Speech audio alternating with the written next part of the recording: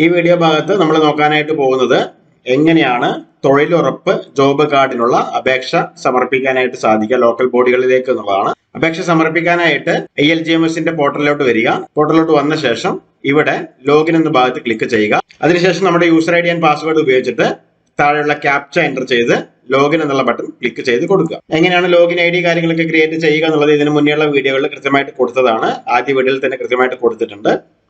അങ്ങനെ നമ്മൾ പോർട്ടലിലോട്ട് പ്രവേശിച്ച ശേഷം ഇവിടെ ലാംഗ്വേജ് എന്നുള്ള ഭാഗത്ത് മലയാളം മാറ്റി കൊടുക്കുക.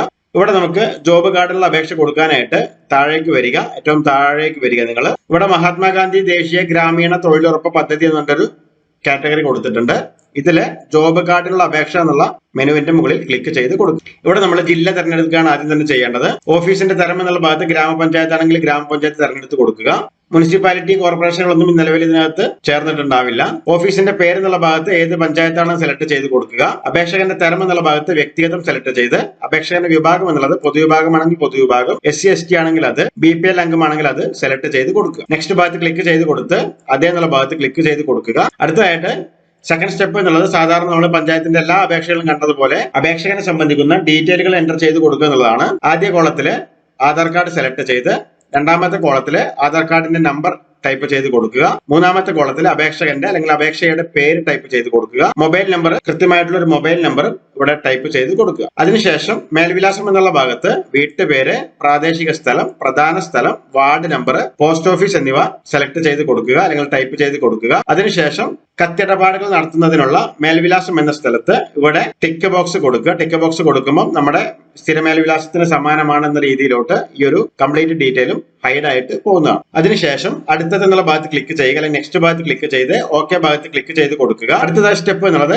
അപേക്ഷ തയ്യാറാക്കൽ സ്റ്റെപ്പാണ്. ഇവിടെ നമുക്ക് രണ്ട് രീതിയിലാണ് അപേക്ഷ കൊടുക്കാനായിട്ട് സാധിക്കുക. ഒന്ന് മാനുവലായിട്ട് എൻ്റർ ചെയ്ത് കൊടുക്കാവുന്നതാണ്. മറ്റൊന്ന് ഓൾറെഡി നമ്മൾ പേപ്പറിൽ എഴുതി വെച്ചിരിക്കുന്ന അപേക്ഷ ഇതിലേക്ക് അറ്റാച്ച് ചെയ്ത് കൊടുക്കുന്ന മെത്തേഡാണ്. അതിനായിട്ട് അറ്റാച്ച് എന്നുള്ള ഭാഗത്ത് ക്ലിക്ക് ചെയ്ത് കൊടുക്കുക. ഇവിടെ ആപ്ലിക്കേഷൻ എന്ന് പറഞ്ഞിട്ട് ടൈപ്പ് ചെയ്ത് കൊടുക്കുക. അല്ലെങ്കിൽ വേറെ എന്തെങ്കിലും ഫോമോ മറ്റോ ആണെങ്കിൽ അത് ടൈപ്പ് ചെയ്ത് കൊടുക്കുക. ചൂസ് ഫയൽ ഭാഗത്ത് ക്ലിക്ക് ചെയ്ത് ആ ഒരു ഫയൽ PDF ഫോർമാറ്റിലോ അല്ലെങ്കിൽ ഇമേജ് ഫോർമാറ്റിലോ ഉള്ള ഫയൽ ഇതിലേക്ക് അപ്ലോഡ് ചെയ്ത് കൊടുക്കുക. സേവ് ചെയ്ത് ഓക്കെ ഭാഗത്ത് ക്ലിക്ക് ചെയ്ത് ഓക്കെ ഭാഗം ക്ലിക്ക് ചെയ്യുക. ശേഷം നമുക്ക് ഇതിലേക്കുള്ള വാർഡും അതുപോലെ തന്നെ കത്തിടപാട് നടത്താനുള്ള മെത്തേഡും സെലക്ട് ചെയ്ത് നെക്സ്റ്റ് ഭാഗം ക്ലിക്ക് ചെയ്ത് ഓക്കെ ഭാഗം ക്ലിക്ക് ചെയ്ത് കൊടുക്കുക. അതിനുശേഷം നമ്മൾ 3 ഡോക്യുമെന്റുകളാണ് ഇതിലേക്ക് അപ്ലോഡ് ചെയ്ത് കൊടുക്കേണ്ടത്. ആധാർ കാർഡിന്റെ പകർപ്പ്, ബാങ്ക് പാസ്ബുക്കിന്റെ പകർപ്പ്, റേഷൻ കാർഡിന്റെ പകർപ്പ്. ഈ 3 കാര്യങ്ങളും ഇവിടെ സെലക്ട് എന്ന ഭാഗം ക്ലിക്ക് ചെയ്ത് ഇതിലേക്ക് അപ്ലോഡ് ചെയ്ത് കൊടുക്കും. ചൂസ് ഫയൽ ഭാഗം ക്ലിക്ക് ചെയ്ത് ഫയലുകൾ അപ്ലോഡ് ചെയ്യാവുന്നതാണ്. അതിനുശേഷം നെക്സ്റ്റ് ഭാഗത്ത് ക്ലിക്ക് ചെയ്യുക.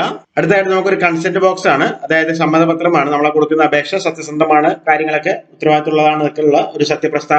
ഇവിടെ ടിക്കറ്റ് കൊടുക്കുക. കൺസെന്റ് ബോക്സിൽ ടിക്കറ്റ് കൊടുത്ത് വലതു ഭാഗത്തുള്ള കോളത്തില് ഇടതു ഭാഗത്തിലുള്ള ആ ഒരു കോഡ് അല്ലെങ്കിൽ ക്യാപ്ച എൻ്റർ ചെയ്ത് കൊടുക്കുക. അതിനുശേഷം സബ്മിറ്റ് എന്നുള്ള ബട്ടൺ ക്ലിക്ക് ചെയ്യുകയാണ് നമ്മൾ ചെയ്യേണ്ടത്. പ്രത്യേകിച്ച് വേറെ ഫീസോ പേയ്മെന്റോ കാര്യങ്ങളൊന്നും തന്നെയില്ല. അപേക്ഷ സബ്മിറ്റ് ചെയ്യുന്നതോടുകൂടി തന്നെ നമുക്കൊരു കൈപ്പറ്റ് രസീത് ലഭിക്കുന്നതാണ്. ആ കൈപ്പറ്റ് രസീത് കസ്റ്റമർക്ക് പ്രിന്റ് എടുത്ത് കൊടുക്കാവുന്നതാണ്. ഈ ഒരു രീതിയിലാണ് തൊഴിലുറപ്പിന്റെ ജോബ് കാർഡിനുള്ള അപേക്ഷകൾക്കായിട്ട് നമ്മൾ ഓൺലൈനിൽ ലോക്കൽ ബോഡിയിലേക്ക് അപേക്ഷ സമർപ്പിക്കുന്നത്.